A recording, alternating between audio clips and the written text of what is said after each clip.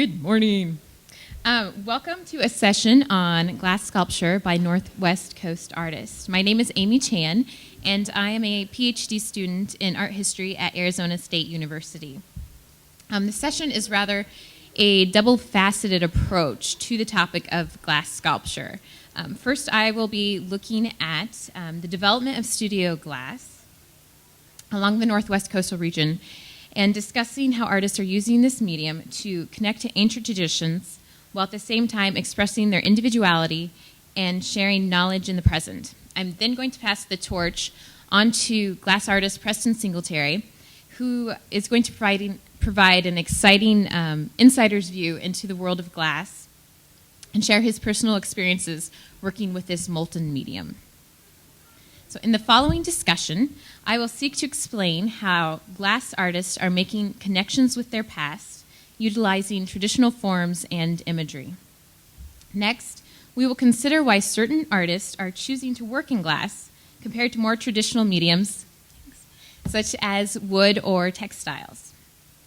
Finally, we will gain a glimpse of how artists from the Northwest Coast are sharing cultural knowledge by looking at collaborative projects and involvement with youth.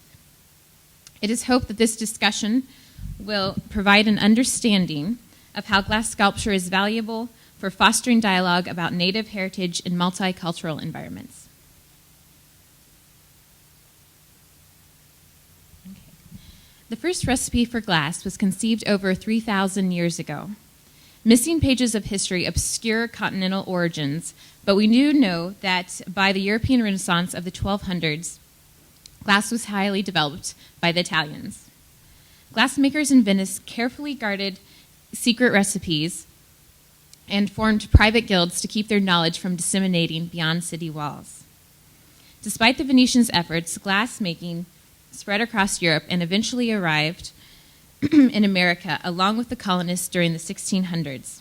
Over the next 300 years, glassmakers crafted the medium into windows, bottles, and tableware. However, even before panes of glass were set into brick walls, colorful glass beads had found their way to the Northwest Coast. Traders brought multitudes of beads to this region, which were quickly assimilated into native culture. The brilliant bits of color captured and refracted light and were prized ornamentation on clothing and regalia.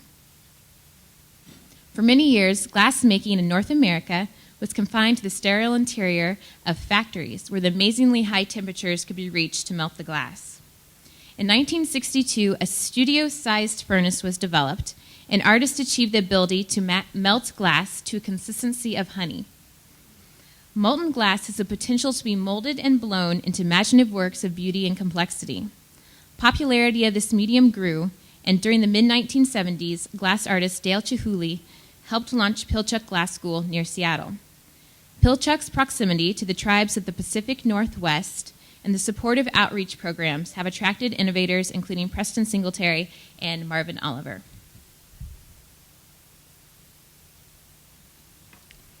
While the translucent medium of glass may seem far removed from that of dense red cedar, the process of working the materials does share a few similarities.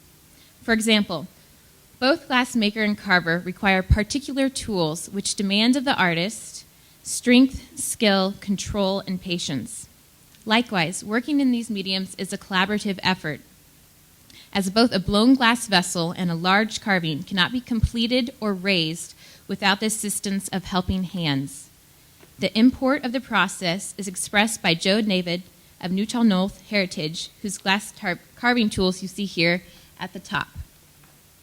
David says, quote, "Many of us has been able to learn some of the old songs and dances and master carvings and images. We sing, we dance, we carve, we paint. But we cannot explain the truly ancient beginnings, the roots in the natural and supernatural world. But these roots are deep and loving, and as long as we continue to carve and paint, there will be nourishment to those roots and the chance that our true heritage shall bloom again." Unquote. Contemporary glass artists are transforming their true heritage into objects which are inspired by cultural traditions and practices, including potlatches, dancing, and healing rituals. Objects associated with these traditions were originally made of materials like cedar, shell, bone, and roots, painted or carved with clan crests and cosmology. These important objects were often designed according to the form-line system with its characteristic heavy black ovoids and U-shaped forms. Preston Singletary explains the significance of using this design system. He says, quote, "Working with these designs gives me a sense of purpose and allows me to pay homage to my family and my ancestors," unquote. One way Singletary honors the ancient and living tradition of potlatches is in a luminous bowl, you see here, called Feeding the Ancestors. The sloping sides and anthropomorphic faces on the ends reference steamed mountain sheep horn bowls carved with delicate form lines, which you can see an example of there at the bottom. Similarly, a seal-shaped glass dish with bright white glass beads along the rim references wooden bowls decorated with opercula used to hold seal oil at feasts and potlatches. Singletary's glass vessels pull the memory of these objects from museum drawers and place them into the community once again. In addition to carved and painted vessels, traditional regalia is also being reinterpreted in the modern medium of glass. In her work, Egyptian Tlingit headdress, Clarissa Hudson transforms a piece of female ornamentation into a glittering work comprised of thousands of polished glass beads. Dentalia and beaded headdresses have been prized for many generations as the shells and beads sway elegantly to the rhythm of drum and song. Hudson says of her work, quote, "To produce our artwork is like our medicine. It comes from the heart. It is helpful for the Western mind to see our artwork because they can feel that power of the ancient patterns and codes of this land," unquote. Singletary also conceptualizes and implements regalia in glass. For instance, he reinterprets crest hats traditionally woven of fine cedar bark strips into glass forms composed of form-line designs carved deeply into the surface, such as the red and black hat seen here. Next to the crest hat, or below it, a glass raven rattle pays homage to its wooden ancestors. Singletary explains, quote, "The raven rattle has sculpted figures with stylized bodies and cast faces. The pieces like this refer to the animal spirits sharing their power and knowledge with human beings," unquote. Animals from Tlingit mythology are important to Singletary as seen in a dynamic transformation mask. This mask depicts a gold raven with broad primary form lines, which opens to reveal the spirit inside. The striking glass mask recalls its carved ancestors used to tell stories of incredible encounters between human and animal.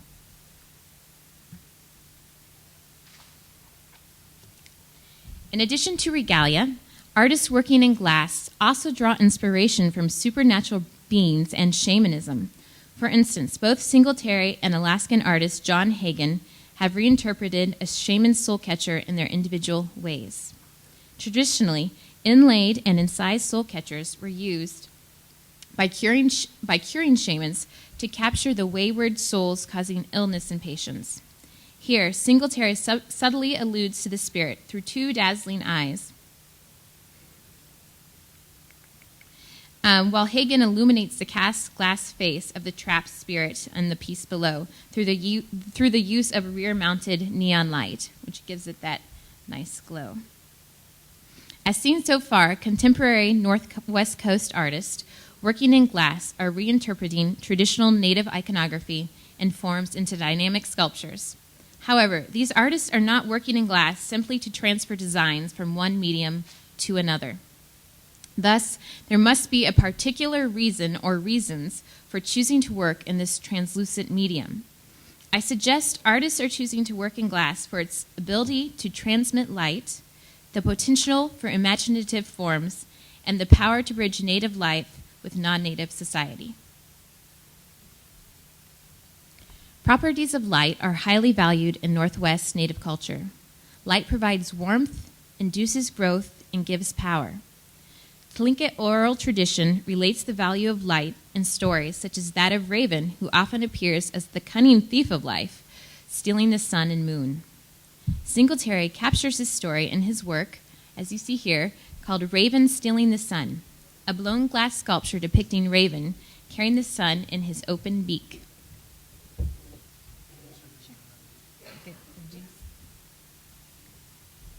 Likewise, in White Raven panel, Sean Peterson of the Puyallup tribe also tells a story of Raven, this time with the moon.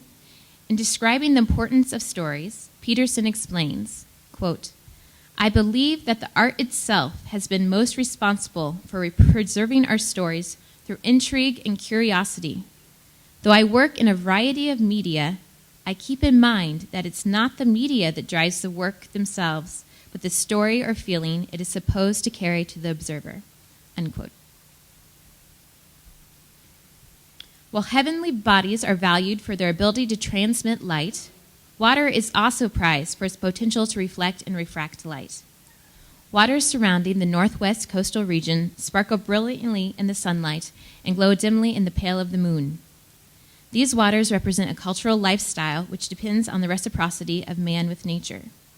Marvin Elder of Quinault Isleto Pueblo expresses this reciprocity in his creation of glass baskets based on traditional Coast Salish forms made from woven cedar bark. On this white and woven glass basket seen here, Oliver has photo-transferred the image of a female Salish basket weaver, which honors earlier native artisans.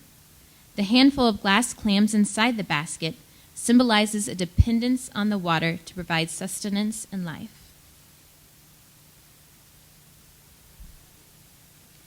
Oliver also communicates a relationship with light and water in a series of work titled Transporters. In Transporter with Raven, the elongated blown glass vessel is meant to represent a spirit canoe board. These were traditionally composed of wooden planks shaped into a canoe and used by a shaman in his travels to the land of the ancestors. The surface of the tall vessel is covered with masks and ravens, while the translucent base is photo-etched with a line of telephone poles. These images of native iconography juxtaposed with modernism are meant to combine the past with the present. Transporter also connects the water with the land through the inclusion of salmonberry vines and a bronze raven, a bird which Oliver states is, quote, the messenger of the transporter, unquote. The words of Singletary perhaps best sum up the importance of light to glass artists. He states, quote, "When light passes through the glass, it takes on a different light in appearance. The glass holds the light and interacts with it, becoming a kinetic sculpture," unquote. In addition to light, which adds dynamism to their glass sculptures, artists also choose this medium due to its malleability and ability to create new and exciting forms. For instance, a traditional carver of totem poles and house posts was confined to the properties of cedar wood. Susan Point takes the concept of a house post and moves beyond the limitations of wood by creating a glass post with a series of sandblasted faces. Although the sculpture seems very modern, it still references tradition via its cedar base, which it stands on. Point says of this juxtaposition between old and new, quote, "In creating my art, I feel a need to continually express my cultural backgrounds and beliefs. Yet at the same time, my work continues to evolve with changes inside and outside of my community," unquote. The pliability of glass also allows artists to fuse ideas, designs, and in some cases, identities. For example, in a work titled Summer Kachina by Marvin Elder, flattened panels of colored glass are conjoined with what looks like black form lines. Above the body rests a rainbow-hued cast glass face surrounded by a red halo. This tall sculpture at over 7 feet high references Northwest Coast totem poles as well as the colorful Kachina dolls of the Southwest. Thus, Oliver responds to both aspects of his cultural heritage as in the transformation of identity into a glass sculpture. The ability to create light-filled sculptures could not be achieved without the development of community during the hot glass process. As glass artists work side by side in the intensity of a hot shop, relationships and friendships are forged, which meld disparate ideas and transcend cultural boundaries. For instance, Preston Singletary and Tammy Garcia, a Santa Clara potter, collaborated during 2005 and 2008 on projects titled Visions in Glass 1 and 2. In this project, Garcia began by creating vessel designs on paper, which were derivative of Pueblo imagery. Singletary then executed the forms in blown glass, which Garcia sand-carved her designs onto the surface of the vessels. The success of these pieces shows the value of the communal glass process. And you can see one of the pieces there on the left. It's beautiful. A multiple glass artist collaboration resulted in the exhibition Fusing Traditions, Transformations in Glass by Native American Artists. This show featured 19 artists from across North America and traveled to multiple museums from 2002 to 2005. Successful partnerships between individuals and groups illustrates the medium's ability to form community as artists join hands and spirits in a team effort to realize artistic visions. Perhaps even more valuable than the connections among adult artists is their involvement with the next generation.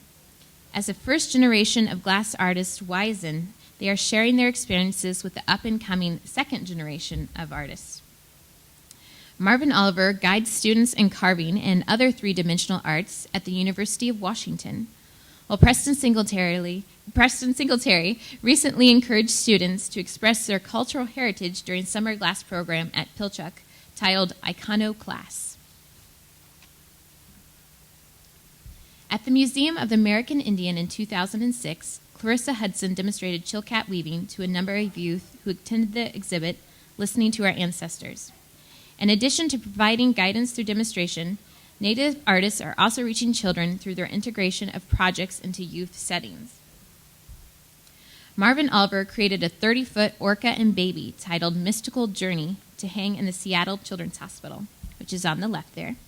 This massive sculpture contains 60 colorful panels of glass and is composed of a variety of animals such as the raven and eagle, which are surrounded by black steel form lines. Present in the interior of Thunder Mountain High School in Juneau is a 25-foot carved totem by Wayne Price of Tlingit heritage. Price explains his ideas behind this pole. Quote, "A long time before books were around in this country, our history was told on a totem pole. We didn't need paper. We carved the whole tree. This is our history, and this totem pole standing today is a testament to our history going on today." Unquote. The sand-cast glass faces, which are integrated into the pole, are meant to represent the faces of youth. The youth are climbing the tree and represent encouragement, according to Price, who says children have the potential to, quote, "climb the tree of life and reach for their future ideals," unquote. Luminescent glass sculpture in stunning Northwest native forms and imagery possesses dual capabilities. By drawing inspiration from cultural heritage, glass artists are perpetuating important oral and societal traditions. Through utilizing this particular medium, artists are connecting to a public who values glass as a sculptural fine art genre. Thus, native glass sculpture is building a bridge between traditional heritage and contemporary art sensibilities. The link is being further strengthened through cross-cultural collaborations and involvement with today's youth. As participants in multicultural environments, this connection is crucial for sharing knowledge of past and present traditions. It is hoped that this discussion has inspired you to think about these exciting works in glass. I would greatly enjoy hearing your responses to glass sculpture at the close of this session, such as how you see this medium fitting into your cultural history, and even what you would design in glass if you had the opportunity. Thank you so much for allowing me to share with you today and giving me a chance to hear your thoughts, which are the most important of all. Gunjish.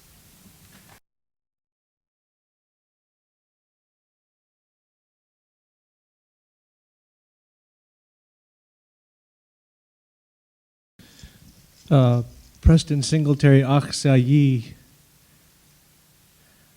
Tlingit Cochain Duasakwa. No, that's that. Let me try that again. Tlingit Enach Cochain Duasakwa. Kagwantana Khutsati Seattle Kwan Ayachat. That's all the Tlingit I know. It's an honor to be here to present for the clan conference. I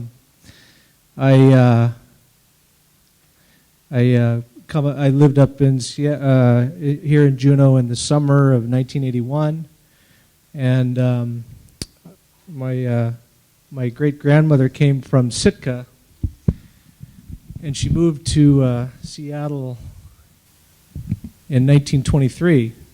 And this is her in the center, the Sheldon Jackson school. She married George Bartlett in a traditional marriage, and he was killed in a sawmill accident. And she eventually remarried a Filipino man. There was 5 children, and my grandmother was one of those first, from the first group of children, and she married this man, he's a Filipino man, Dionisio Gubatayo. And from that point forward, the whole family grew up in the Seattle area. And so, she lived well into her hundreds, and we used to visit her frequently. And we had a big family with lots of cousins, and we would always go and visit her. And so she was very, proud of where she came from, and she impressed that upon us. She gave us all Tlingit names. Although I am of mixed heritage, it's the Tlingit that speaks loudest to me as far as what I do today. This is my family. My kids are going to be 7 and 9 as of this month and next. And I grew up in the Seattle area, and the whole glass community kind of grew up around me. I had a friend who I went to high school with named Dante Marioni who introduced me to glass, and it was actually his father was a glass artist. And I got a job in a factory making production work for, we were blowing Christmas balls and paperweights and things, making Mount St. Helens glass. We'd take the ash from the glass. The basis of glass is silica, so some artists would gather up the ash and then place it or melt it, and then we'd make. You've probably seen it in various museum shops around the country. But in 1988, I went up to the Pilchuk school, and I met this guy, David Svensson, who had lived the summers working up in Alaskan Indian Arts up in Haines. And he developed a passion for Tlingit art and sculpture. And he saw me there in 1988 at the Pilchuk School, and I was a student, and I was opening up I had my Bill Holm book, and I was trying to figure out how to transfer these designs onto the glass, and he saw me doing this and asked about what my interest in Northwest Coast art was, and I explained it as my family background, and then he proceeded to show me his portfolio, which was full of totem poles and masks and rattles, and a very extensive experience, and a great wood sculptor. So anyway, he encouraged me on my path in the beginning, and I kind of struggled, or juggled. I guess I should say, that and music was my big passion. This is a fellow who came to me later in life. In about 2000, I had the opportunity to to invite somebody up to the Pilchuk School to be an artist in residence, and this is Joe David. And he has since become a mentor to me. He adopted me and shared his name with me. He's from the Nuchanul tribe. Yeah, his connection and his guidance, he's an amazing carver. He carves in the west coast of Vancouver style. He also does all of the other northwest coast styles as well. And he opened my eyes to sort of a native spirituality in the form of the Lakota, the sweat lodge ceremony and things. He's spent a lot of time with the Lakotas and opened my eyes to a lot of things, not just the artwork, but other aspects of native spirituality, and continues to be a good friend and a guide for me. The first things that I decided as a glass blower, I used to make functional work, decorative artwork, and these hat forms were. This is a much later one that I developed this weaving technique to put the texture to kind of mimic the weaving, and I had to struggle to teach myself form line. Essentially, I did a lot of copying in the very beginning, until I met people like Steve Brown and Dwayne Pascoe and even Marvin Elder. And I brought my work to these people and showed them what I was doing, and they gave me pointers and opened my eyes to other aspects of the designs and how to work with them. So eventually I learned how to design, but it was kind of a challenge because I was a three-dimensional person. I wasn't really a very good illustrator or draw very much, and I preferred three-dimensional work. And it was my aunt that really discovered this. I always give her credit because it's a funny story that when I started to work on these pieces, my aunt came to me and said that she wanted to. We had a holiday open house at the glass studio that I worked at for many years, and my aunt came to see what she heard. I was working with some of these Tlingit designs, and usually as assistants we have a little card table over in the corner, but there was a real beautiful area with pedestals and nice lights and things where the owner of the studio had all of his artwork, and my aunt said, well, could we put this glass hat on the pedestal with the nice light and everything? And I said, sure. And so we took one of Benjamin's pieces down and we put the hat up, and about 10 people had followed over, to see what was going to happen, and we put it on there, and these shadows came down, and everybody's like, oh, look at that, and I was like, yeah, that's what I intended all along, I mean, that was, of course, that was the eureka moment for me, so I realized that I was onto something, that the way the light works with the material and casts these shadows. And so I do have come to think of these pieces as this kind of was my first breakout piece that I learned. You can change the designs on these and make any design, any crest figure that you would like to have on there or design. And so I learned that split design, how to make it nice and symmetrical, and had to work hard to figure out that process. But it was, and I do like to think of it as a kinetic sculpture, because it's only when the light is in the correct way does it really reveal the design work in this way. And though during the day, if the sun's coming through it, it can create these really beautiful abstract shadows. And so it's a piece that I continue to work with today because of the obvious the beauty of the shadow effect. And but then I started to work with other forms that were very simple blown forms, and these are some of the earliest pieces that I did with the kind of model totem pole.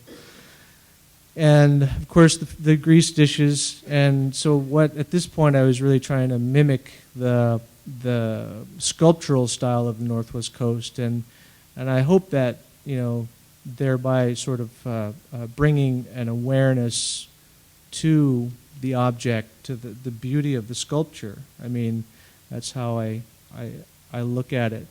While at the same time, I try to, there's a sense of this connection that I have. I mean, I feel honored to have this connection to the Tlingit tribe, that you know, this is something that gives me a sense of purpose as I work with these designs and try to bring another perspective to the art form.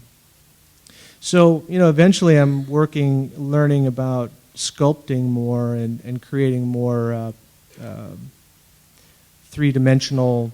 You know, the frog here is hot sculpted. You work in the furnace, and with these little torches, you're able to spot heat, you know, certain areas and push in with your tools and kind of push the glass around, while the rest of it remains rather solid. And so these are the kinds of things, as I was branching out and learning how to work with different forms, how I could manipulate the glass. And so it's become kind of a challenge for me. I think my friend Joe David would ask me, you know, why I wouldn't carve wood, but on the other hand, the glass as being my first material is the one that I'm most comfortable with, and so I kind of see it as a challenge to see how far I can go with it. So this is, you know, and some of these pieces are more of the shaman themes that are inspired by that type of form, this tooth form here. And that's something that really intrigues me or excites me, is the whole native spirituality. So it alludes to the fact that the spirituality of our people. And just some of the things that I think about as I'm working and researching, reading different books about, you know, I wasn't raised with any religious instruction, and so I felt a little bit more free to seek out other aspects of spirituality, and that came in the form of doing martial arts and doing the Zen Buddhism thing, and reading about Hinduism and reading books about psychology, which, you know, came to me because of my interest in dreams and the whole dream analysis. And so there's lots of, you know, the Jung psychology was one that I was really attracted to because I felt that it was a little alluded to the spirituality a little bit more. And I think it's been decided that a lot of the dream analysis in psychology was based on Native American mysticism. It's at least a jump-off point there. So these pieces here are a lot more recent. These were completed just in the past, this past fall, and it's kind of based on a war helmet. This piece in particular, it's a little modified, but it's kind of representing a seal, and then the canoe prow figure here on the blue canoe, and a dance staff. So I'm kind of, you know, playing with lots of different themes and ways of presenting the glass. And of course, Raven stole the moon, and I'm really into, you know, the aspect of the light and how the glass holds the light, and of course this the clear moon that's frosted. It really has a glow to it, which is just a little fringe benefit of the material. So these are, also my way of illustrating the stories and the creation stories and how they pertain to the artwork, and I'm bringing that into the work. I'm trying to give you a big overview of the material, and as I'm trying to advocate glass as a material for native or actually indigenous cultures, because I've worked with other cultures from around the Maori people. I have a connection there with the Maoris, and so these are kind of a full range of all the techniques that I've developed. And this is all done with a sandblasting process. This is all, after the glass is cooled, I do a carve into the thickness of the glass with high pressurized aluminum oxide. And in some cases, I'm able to carve away complete areas within the form, like in the jawline for the soul catcher here. It was all a cylinder, and then I carved away in the sandblaster the jaw to create that negative space. And this is a much larger casting. This is not a blown piece, but it's a cast, a kiln cast form, cast in slabs and then laminated together and then carved after it's been put together. This is the sleeping shaman. This is the one side. Is the shaman has got the eyes closed, and this side he's awake, sitting on a box. And I couldn't do it without a team. I've developed. This is my old studio. Actually, I just moved into a much larger studio. These are some of the folks that I work with, and they help me execute the designs and cut the stencils and do the sandblasting and. Developed a nice way of working together. Because glass blowing in general is a very team-oriented activity. I work generally in a team of 4 to 5 people, and this is a series of shots where I'm blowing at the Museum of Glass in Tacoma, Washington. I have a great residency program, and I have an exhibition coming up there in the summer. Sort of a mid-career survey that will feature over 50 pieces and a nice catalog that will be accompanying that. And essays contributed by Walter Porter, who's here today. When I met Walter a few years ago and I heard him speak, I really was attracted to the things that he was saying, and I felt like I wanted to have him contribute to the catalog. It was really important for me to get a Tlingit perspective, commenting on the work and having a voice within the essay of the catalog, and so I was honored that Walter could contribute. This kind of shows you the little bit of the teamwork and how we work together. Here's a piece that's actually blown into a mold first, then I've added these appendages to it, sculpted pieces of glass, and then they're attached hot, as you can see. It's in the semi-molten state here. And then there's the result. After it's been cooled, then I'll carve the design into the glass. And here's another a rattle form that I was working on, and there's the finished piece. So I do feel like that the collective energy of the glass making process is really, it transfers into the piece itself. There's a collective energy. There's this synergy that happens as we work together, and I'm really lucky to have a really good team. That there's a large glass community in Seattle, largely due to the Pilchuk Glass School. But I wanted to give you a little bit of an overview of some of the other people that are working in glass, and this is Doug Coffin, who was maybe one of the, I know that he went to the university and was blowing glass in 1973, And these are some of his pieces, again, working with, this is just commercial plate glass, but I think, that luminosity is what he was looking for, and that's one of the only materials that you can get that from, is glass. And this is a piece by Larry Avicana, who is also, he's in Yupiat. But he went to the Institute of American Indian Arts down in Santa Fe and has experimented with glass and glass blowing, and he actually built a glass furnace up in Barrow, Alaska, where he comes from, and he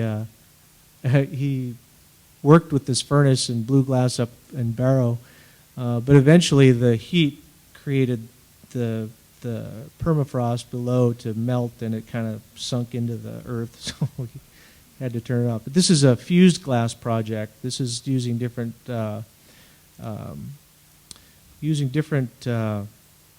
flat glass pieces in these rods of glass and creating an Arctic landscape. This is one, it's a flat piece. And an early example is Conrad House, who was an artist in residence at Pilchuk, who made these lightning prayer thundersticks. And these ones were included in the Fusing Traditions exhibition. I think he passed away in 2000 or something like that. But he was an artist in residence at Pilchuk, and one of the early native artists that started to work in glass. This is Ramson Lomatewama, who's Hopi, and he was an artist in residence at Pilchuk. Went down to the school, the glass school dump where they dumped all the old equipment, and he salvaged a bunch of it and brought it back to the reservation and turned it on and blew glass on the reservation. And it still works in glass today. But I have to say, probably one of the most prominent artists and is here on the right, Tony Hohola, who's a good friend of mine who I met too in 1984, the first year I went to Pilchuk, and he has done a lot of work in glass, and he's Pueblo, Isleta Pueblo, and he was also very encouraging when I first met him, but of course I met him in 84 and it didn't really set its hook until about 88 when I met David, and I was starting on it, the path that I'm on. But so these are his works, and they're all inspired by Pueblo forms, and he draws with these canes and creates the patterning on there. But I think he's probably, has to get the credit for the longest longest Native American working with glass, hot glass anyway. And then this is Susan Point, who is another Northwest Coast Salish artist up in the Vancouver area. And I saw her work early on too. And some of the work that she had done was based on the spindle whorl forms, and I was really intrigued with those. And I think that's another thing that I saw that I felt there'd be some way that I should be able to create glass work that would be a little bit more personal. So whereas I was searching for my own personal style, I started to do the work that I do, and I think that people recognized that it was something a little bit more personal, and that's and I had sort of an audience for what I do. So this is Marvin Oliver, another sort of mentor of mine, instructor at the University of Washington, and is doing cast glass, and then again some more of his large cast.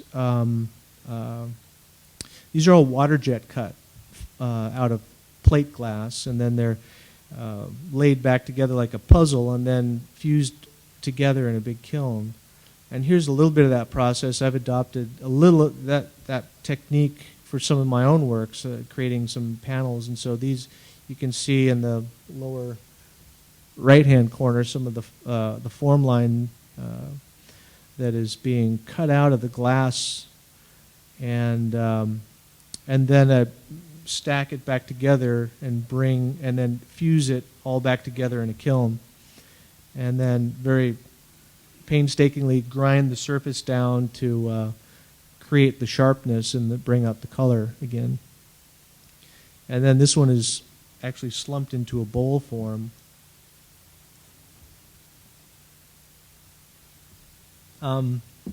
This brings me to a project that I worked on. David Svensson and I, and he invited me up to his Haines, when he was up there one summer, and to come up and see what they were doing up in Alaskan Indian Arts. And so I went up there, and we cooked up a little exhibition that we ended up doing up there a couple years later, called Traditions in Glass, and we were taking some of the local carvers' work and casting the elements for them, just getting them introduced to glass. And so here we are at this was the exhibition that we put together. But on the return flight from that exhibition that we put together, we started to talk about the Pilchuk Glass School and how he wanted to make a totem pole for the school. And what it was is one of the big patrons of the school was John Hauberg, who was the heir to Weyerhaeuser, who had repatriated a ceremonial dagger, a double-headed killer whale dagger, to Mark Jacobs in Angoon, and as a result was given a Tlingit name and adopted, and was honored for giving that dagger back to the family. And so he was also the heir to Weyerhaeuser, and also a big supporter of the Pilchuk Glass School. So we thought, well, by virtue of the fact that he was adopted, we wanted to make a monument to him and the founders of the school because of the legacy of the school, and represent the three founders of the school, which is John Hauberg, Annie Gould Hauberg, and Dale Chihuly, who brought the idea of the school to the Haubergs, and they supported him. So Pilchuk was entering into its 30th year, and there's a change of leadership in the director, and so I presented the idea to the board, and they quickly agreed to commission Alaskan Indian Arts to do the carving, and they were going to bring the totem pole to the campus. And then we would teach a class that would be surrounding the completion and execution of the pole, create some cast glass elements that would be inlaid into the pole. And this is Wayne Price working on it. You know, the carvers here, John Hagen on the right, and David, Wayne Price, and Greg Horner. These are the folks up at in Haines. And so here's the start of which way am I going that way? So here we are at the campus now, and we're teaching a class. We have 10 Native American 10 students, and 6 of them were Native American from various parts of the country. And so we were going about casting these elements for the pole that are going to be inlaid into the pole. So Joe David came back for a second year. And we had this is Sean Peterson, who's Tulalip native down in Washington, and so I worked on this giant hat to put on the top of the totem pole, and that was my contribution to the pole. Other than driving the project, it was the boys up in Haines that did the carving, but we set the totem pole up right outside of the hot shop, and that it was really neat energy, you know, going back and forth. You know, people really intrigued with what was going on, and lots of. And this is a school that really almost goes 24 hours a day. And people get up early in the morning, start blowing glass at 6, and maybe up till 2 or 3 at night. And so it's just, you know, it's a lot of energy there, and a lot of really a lot of information is shared very willingly. It's an amazing community. This is Steve Brown and Irma Brown, who was the former curator at the Seattle Art Museum, and he knew the killer whale dagger very intimately. So he carved a form. He carved the. We asked permission from the Jacobs family if we could do this, and they with their blessing we made a form that we could cast in glass. And So this was a sand mold that was pressing into the sand and then pouring the hot glass into the sand to make the and so it's going from a liquid to a solid.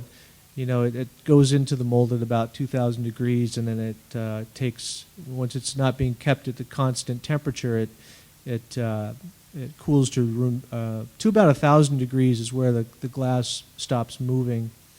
And this is Marvin Oliver's contribution. We asked different people who had connections with John Halberg's life to make a contribution to the poll, and this was his piece that he had made, and the faces casting. And of course, it being an art school, there was so many people that were excited about the project and helping out, wanted to come and paint, and we had about 25 people all huddled shoulder to shoulder painting on this totem pole at one point.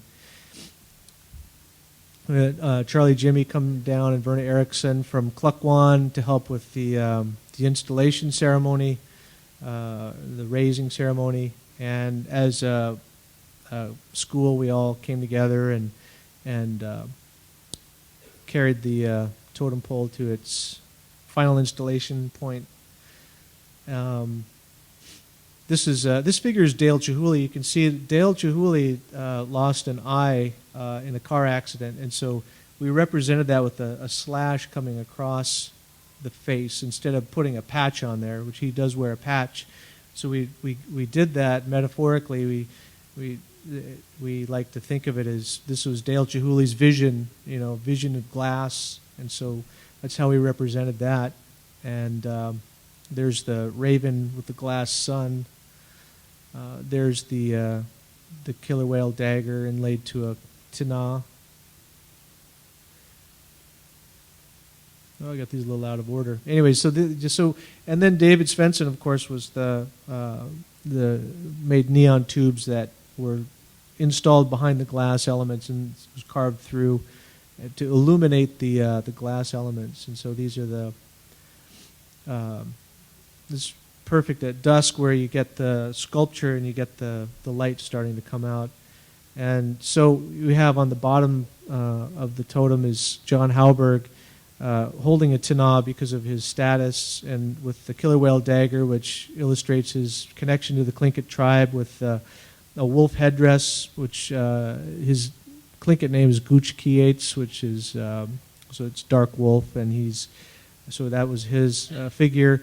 And then the next figure up above it is Dale Chihuly, of course, with the face and the slash, but he's holding on to the raven, and that is our way of saying that, like Raven brought light to the world, Dale Chihuly brought the idea of the Pilchuk school to the world. So, and then the top figure is Annie Halberg, who's the other, was John's wife at the time, and was the other major patron. So moving on, we've got some more examples of glass that I was. Amy's right. I like to think of trade beads as being, the native cultures have a defining historical connection to glass because, or to native. Let's rephrase that. Native cultures have a defining historical connection with the material of glass because it came through trade beads, and so this is Marcus Ammerman, who is a really interesting. I mean, he's an amazing conceptual artist, and he's very. He likes to work with pop icons as well as traditional beadworking, and this is one of his pieces. And I always like the story of this. And this one was in the Fusing Traditions exhibition, and they put it into the case, and they'd arrange it all very nicely. And just the way that the necklace was situated, the claws would slowly start to raise. So they'd get it all arranged nicely, and they'd come back, and it had moved. So it shows you that there's some spirit there. But, just an amazing technician. He works with the smallest beads. And this is a portrait of Lloyd Kiva New, who is the founder of Institute of American Indian Arts. And then Clarissa Hudson is one of her beaded curtains. She's another sort of a my Tlingit sister. She and I have worked on artist gatherings here during celebration, and she was working with these pieces, and she likes to think of it as painting with light. This is what it means to her. So a lot of the Native artists have thoughts about what this material brings to the work. And I like that when it's used for a specific reason. It's used to create an effect that has an intention. And this is John Hagen's work, one of the carvers from Alaskan Indian Arts. And so I really like, as I mentioned, advocating glass as a material to other indigenous people. And this is an amazing piece, which is in my collection. I'm happy for that. This is Wayne Price's piece, which is has these glass eyes and glass teeth inlaid into the mask. And some other folks, some younger kids that are coming up out of the Southwest. And this is Spooner Marcus. He's gaining a lot of skill and working really beautifully with the material. And so it's I have done a little bit of traveling, and the Japanese were a culture that is also sort of a young art glass makers. That they're young in their experience in their careers or their history, I guess. And over time, I started to see this sensibility emerging from working with the material, and I'm hoping that the more that Native people start to work with glass, the more that sensibility will develop. But sometimes it comes through collaborations, which I did here with Ed Archie Noisecat, who's another Salish artist and carver, and we created this mold together that we both share. And so this is an example of one of his pieces and how he works with his cultural style within the, with the form. And then here's a piece that I did. So you can see they're both from the same mold, but you can get distinctly different kinds of effects with the by using different colors, and also the design. And this is another one of his pieces. I think is very simple, but I love the use of the sheet glass on the top of this table. It looks like water. And this is Chris Tarpley, who does a really involved process called electroforming.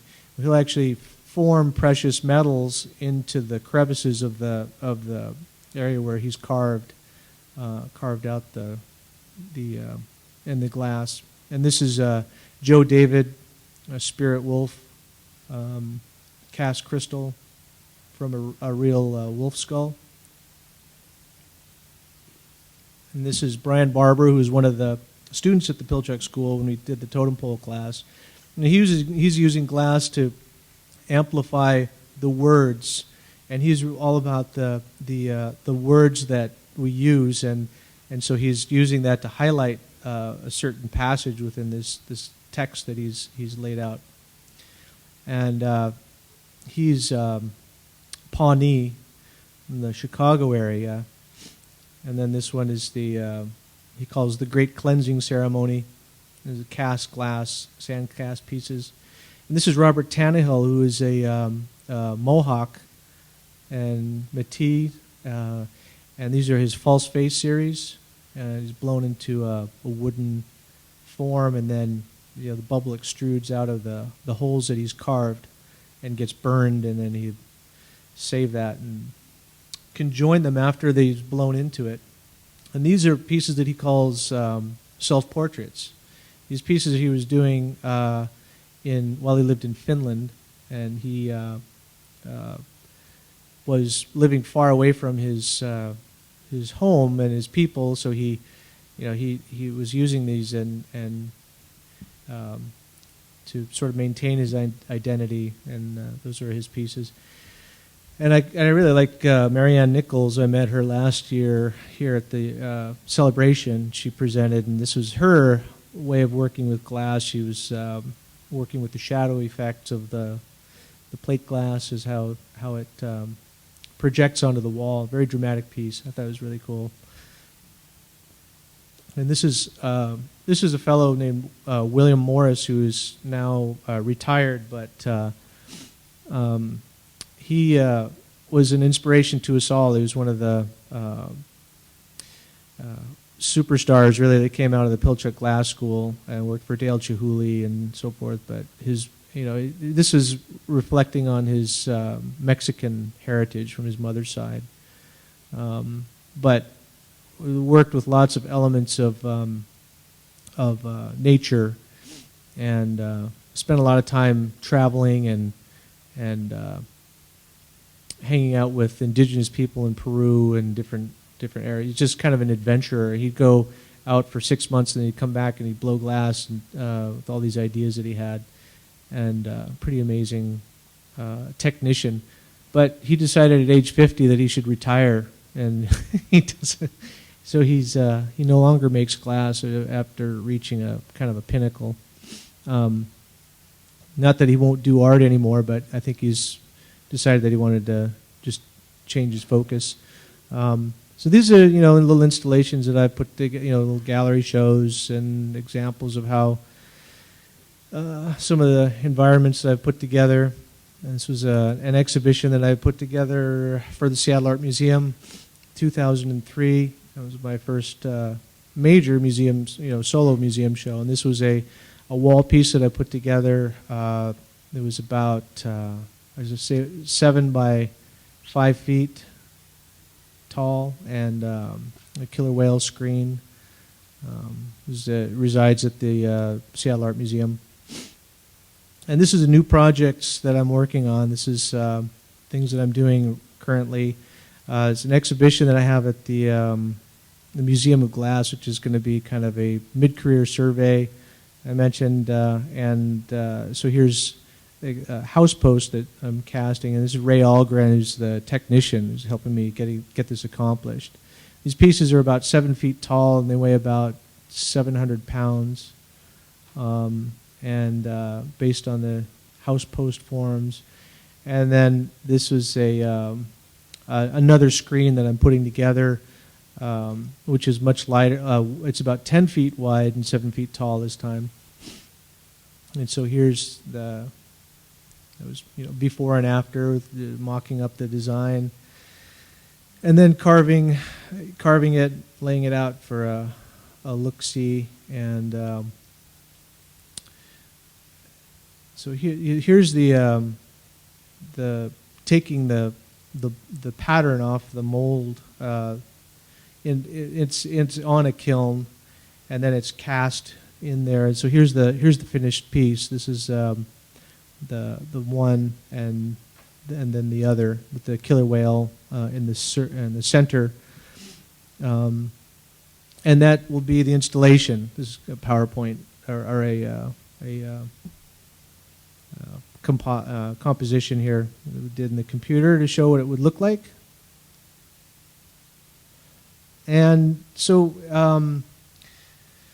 you guys are still awake, I see. Yeah, that's good. We've got a lot of images here.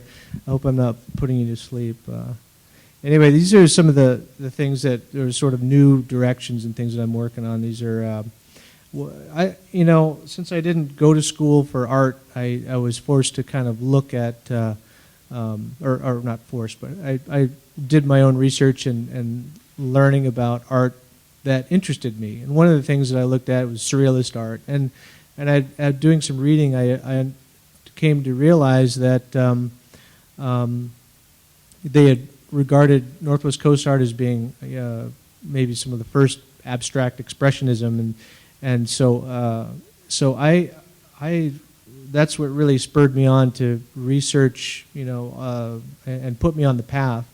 And then I became aware of a movement called primitivism, which was in the modern art world, or the modernists of the 30s and 40s, and Picasso and Henry Moore and Jackson Pollock and people like this, Max Ernst, we're working with these, with the notion of trying to be inspired by primitive art. And so there is a native scholar named Renard Strickland who said it's ironic that the moderns forced us to appreciate or look at the primitive and appreciate differing levels of reality, and that's one thing that I get a lot of inspiration by reading about that, what it was that that they were trying to accomplish by doing it. I think they did it out of these modern artists, European artists, did it out of an appreciation of the primitive cultures. But so here I'm trying to go a little bit more abstract. I don't know if you can see this, but this is like a double-headed. There's an eagle and a raven. So the eagle's on the top and the raven is on the bottom, and they share an eye. So I'm trying to be a little bit more expressive and a little more abstract with some of the newer things that I'm doing as well, and kind of like a more of a minimalist, like Noguchi or Miro or Calder, some of these spare organic forms, and then also though by bringing form line into the sculptural piece, the sculptural form. And this is sort of like the kidney bean coffee table from the 50s, but this is, to me, it's also represents like a grease dish as well. So it's kind of abstracted. These are some of the pieces by Tammy Garcia that we did together. Got a little bit out of order here. But those collaborations have taught me more about, just comparing notes of how other artists think, and that's informed my work as well. One of the more recent ones was with Lewis Gardner, who's out here on the right, who is a Maori jade carver, and these are some of the pieces that we came up with. We were looking at stories and similar symbols within the culture. This is the salmon mother, so these pieces of jade are connected by a little metal couplings, and here's kind of a stylized soul catcher here with the little jade inlays, also representing his own spirit helpers and these little tiki figures. That's what they're referred to as. And then of course you have like the whale rider, it's almost like the Natslane, and so we have these similar stories that we tried to come together on and represent those in different ways, and it was a lot of fun. I just had developed this new appreciation, or kind of say like a love affair with Maori people, because they're so incredibly cohesive. Their culture is so they have a lot of momentum with their culture, and it's exciting to see. Their artwork is very progressive, and so I went down there. I met this guy. No, not really. This is but I did go down there in December and just to visit Lewis myself, and got to see a lot. And of course, they have their wood carving tradition, which is very similar. I know that there's been a lot of exchange going on. You probably may well know, but with the Maori people and the Northwest Coast carvers. But it was just incredible to see how much how expressive and how creative they were with their forms, and allowing themselves to become even more progressive with it, and changing it a little bit. I really got in the spirit. I got a piece done for myself. This is Rual Moko, which is the volcano god.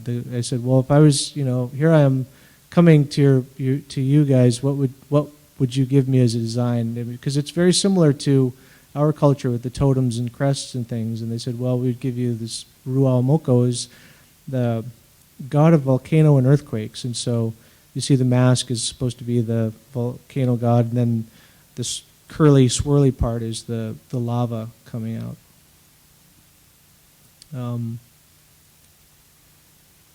Oh, these are all out of order. I don't know what I'm doing anymore. Okay, so this is my new project that I'm working on with David here. We're trying to.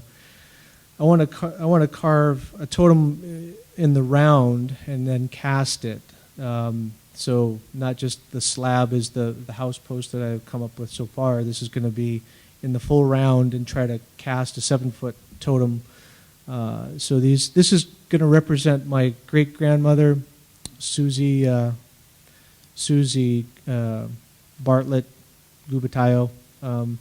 And so there's a story that my family tells that when she was a little girl, there was some of the family had gone to hunt in the woods, and they ended up shooting a bear, and it was the mother bear, and so they found these cubs, and they brought them back to the village. Well, my great-grandmother took care, raised this bear as a pet, and till it was,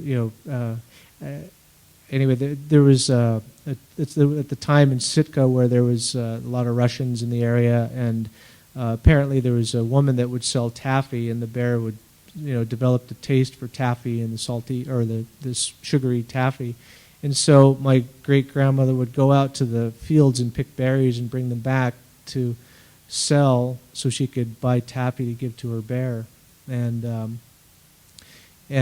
so the.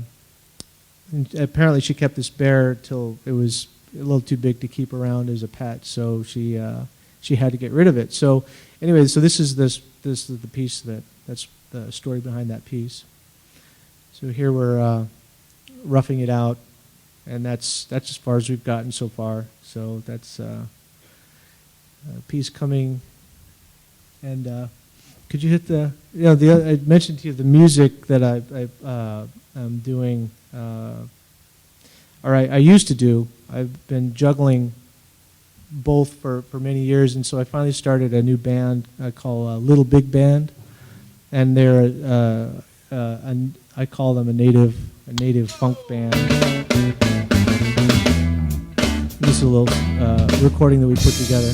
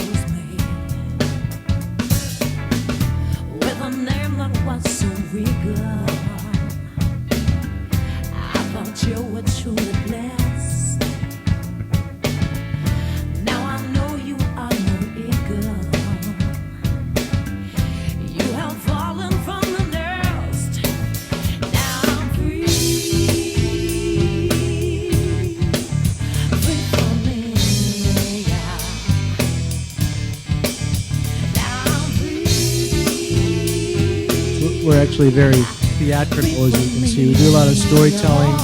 This is Gene Tagaban, who's Tlingit as well, and grew up here in Juneau, and you probably know him.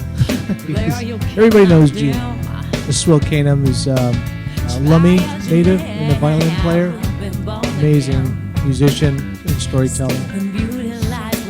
The vocalist Star Naya, she's out of the Santa Fe area.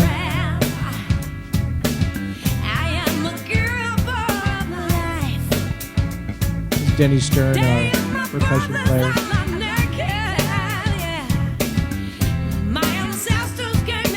Our trumpet player is a Duwamish native from Seattle, amazing jazz musician. She'll come out dancing with Raven and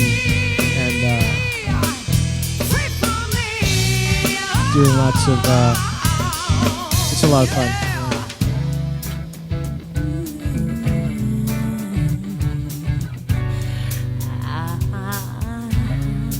She's actually a Grammy Award winner for a compilation album, and then she won the Best Songwriter of the Year at the Native American Music Awards last year.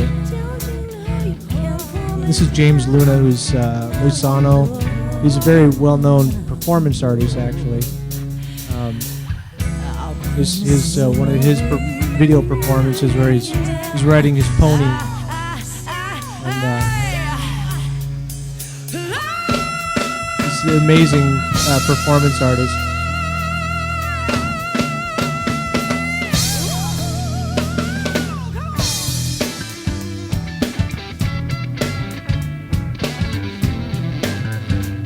So, token white guy.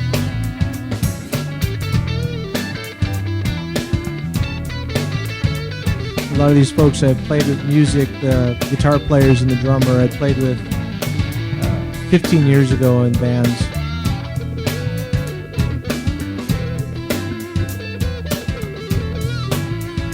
So, sadly, I have nothing more to show you. So, I'd like to thank you for coming and listening to my words and seeing what we do here. And if anybody has any questions, yes. Is that glass, crystal glass? It's called a soda lime glass, and what we do is we add color by using powders and different rods of concentrated colored glass, and so we create layers. But all of the glass that we work with is clear glass, and then it is colored with different techniques that we use. Second question. Yeah. Besides the Japanese, did you also have Mexican influence on them? I'm sorry, which one? The Mexican. Oh, Mexican. I've met a couple of Mexican glass blowers. I've seen there's a couple of pretty well-known Mexican glass artists, the thing is, I've met a lot of through the Pilchuk Glass School. It's an international glass school, so each summer they have 5 different sessions, and each session has 5 different classes. And so in any given session, you might have students and faculty from 10 to 15 different countries. So over the years, we've had people from India, from China, from all over the world, Germany, Australia, New Zealand, Italy, you name it. So Czechoslovakia, but that's the thing, is that the Pilchuk School is such a the fact that we're all there and we invite people from around the world, we benefit from all of that exposure and people sharing their different techniques with us, and we can adopt them and use them in our own way. So that's so we accept, that's how it's really developed in the Northwest. The people just by seeing what each other is doing, we're inspired, and like all of the ships rise with the tide. So yeah. Yes. The totem pole that you helped build for the school, is that outside or inside? It's outside. Yeah, it's installed outside with the neon and everything, and it's beautiful on this little grassy knoll. We came up with the idea of doing a glass hat because that was one of my signature pieces, and we thought, well, too, it's going to function as protecting the end grain. So we imagined that it would have a longer life because it would be absorbing so much of the rain all the time. And it was me being at the school and knowing everybody at the school so well, and Wayne Price was telling me everybody was making a big deal about this hat and you're working on your hat, and yeah, I'm working on it. It's coming. We're getting done, and so everybody was making all this fuss about the hat, and Wayne Price says, well, yeah, next time you need a hat stand, give me a call. So I said, wow. So I thought it would be a good business maybe to go around and make glass hats for everyone's totem poles. Yeah. Yes? Was the hat, did you make it with heavier or? Yeah, we made it quite thick and much, actually that's a funny story too, because when we did that piece, I made a prototype and to bring up with me to the school, and I made it the biggest one that I thought I could, because I knew it had to be big, and so I brought it up there and we held it up to the top of the totem pole on this 20-foot totem pole, and it looked like this little beanie, like this tiny little, and I was like, oh, it's not going to work. So we tried to make a bigger one, and there was this Italian guy. It was this Italian master he was like 6'4". Not many 6'4" Italian guys, but this guy was just strong as an ox, and so he agreed to help us make it. And we got out there, and I struggled along and said, "No, Maestro, you do it. You finish it. It's okay." And he really wanted to push me into making it, but so he helped us finish the piece, and that was we were lucky that he was there, because there weren't many people that could handle that much glass. The thing weighed about 40 plus pounds or something. Yeah. Yes? What is your show open this summer? The show that is at the Museum of Glass in Tacoma is going to be open up on the 10th of July. And it'll run through August of 2010, so it's up for over a year. So it'll be a good window for visiting. I understand your band with your previous celebration. Are you planning on coming again? Yeah, we're about 10 people in the band, so it's really hard to get people moved around. We did a show for celebration that was in conjunction with our artist gathering that Clarissa and I had kind of motivated, because we figured there were so many artists here, as well, attending celebration, that we would help organize this thing. And we ended up getting a grant and so forth, and that's because everything that I do is based on contemporary attitudes towards the material, towards the artwork, and also about the music. And I really wanted to showcase the music. We thought it should be like a holistic thing of, I think that was also, there was a very contemporary play that was performed that evening, and we did the music, and we had Archie Kavanaugh's band, and there was, anyway, it was, we're hoping to motivate that, but, so far we're not getting a lot of support in continuing that at this point. We're always pressed for funds, and I was trying to bring my band up last year, but it just couldn't afford it. Yes? Did you break many pieces? Yeah, that's a good question. I sometimes I break them, just out of didn't make the grade, or there are pieces. The reasons for breakage could be for different reasons. It could be that technically, because the glass is going from a liquid to a solid, from the molten state to, when you take it out of the furnace, it's at about 2,000 degrees, and once you take it out, once it's not being held at that temperature, it'll slowly cool down, and it's at about 1,000 degrees that the glass stops moving. And at that point, what you do is you place it into an electric kiln, and then you ramp it down very slowly, and that's the annealing process. And so that is that takes the tension out of the glass. Another thing that could cause it to fracture is that sometimes the colors have different called coefficient of expansion, and they'll actually be pulling against each other and cause the piece to fracture, or if it was just simply too cold when you put it away. And also, so those are some of the reasons why a piece would crack. Most of the pieces are one of a kind? They're all, everything I do is handmade. I'll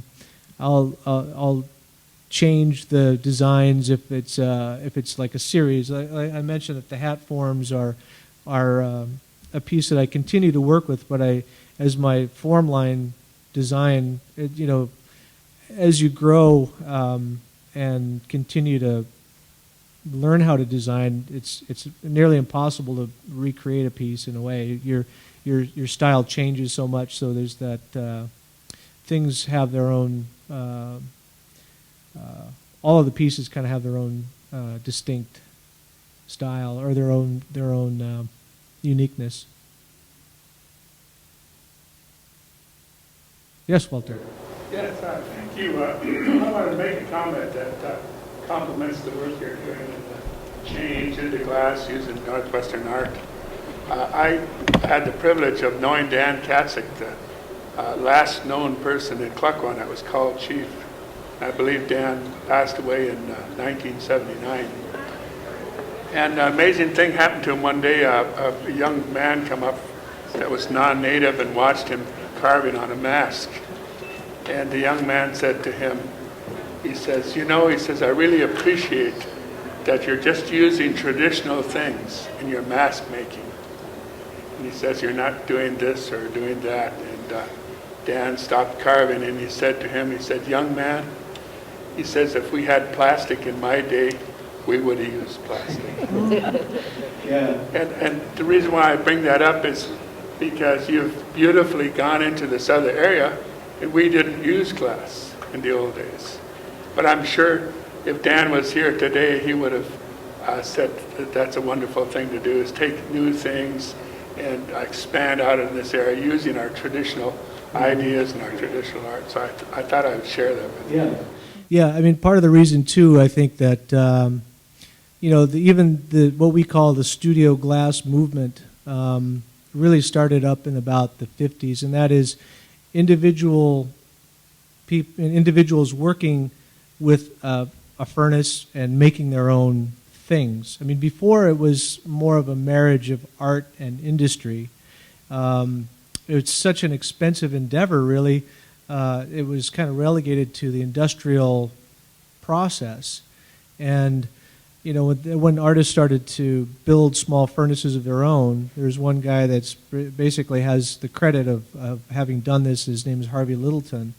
And he went to Europe and he saw somebody working with a small furnace. And so he came back to, I think it was Kent State, and built a furnace and started to make his own artwork.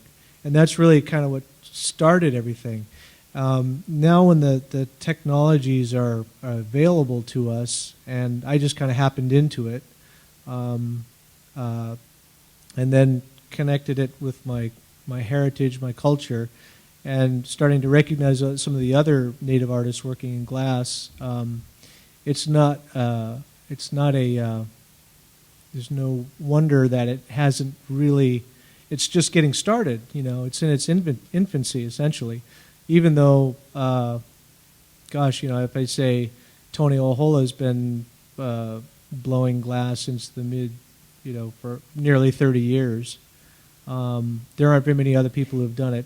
And part of the reason I think too in the Northwest, you have people like Marvin Elder and Susan Point and Marianne Nichols and then myself. It's because there's a lot of glass happening there already. And so I see it as a confluence of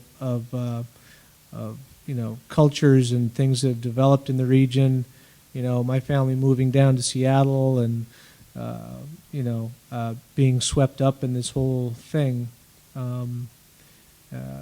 I just feel very fortunate to have found the glass work and then been able to marry that with the cultural. It's sort of there's a guy from the University of Washington who said modern heritage art, which I like that term because it kind of reflects a little bit of where it's at. And another thing that I think is interesting is that my mentor Joe David put it in a way that whereas the materials that we work with are becoming increasingly rare, the cedar trees and so forth, the needs of the people are going to be reflected in other materials. because of the needs to express ourselves and to keep the stories alive.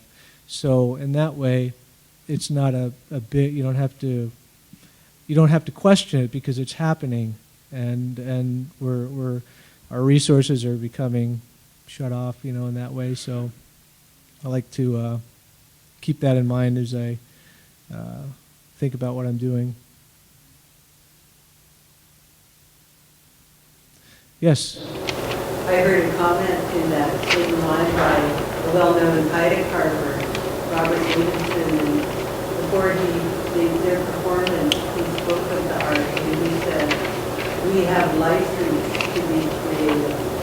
And I think that applies in many different art forms. And my cousin Nathan Jackson, when he first started using a chainsaw to rough out his pole, he got the same reaction, and it never stopped. And he continued to work harder. But it was just our ability to use new things and new technology.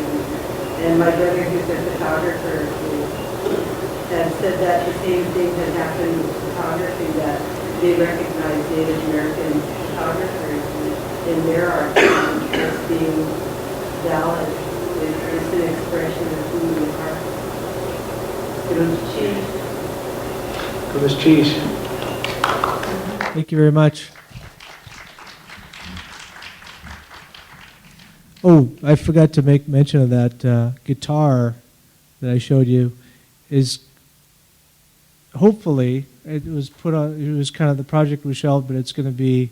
Alaska Heritage asked me to design the guitar, and they were going to. Martin Guitar Company is going to produce it eventually.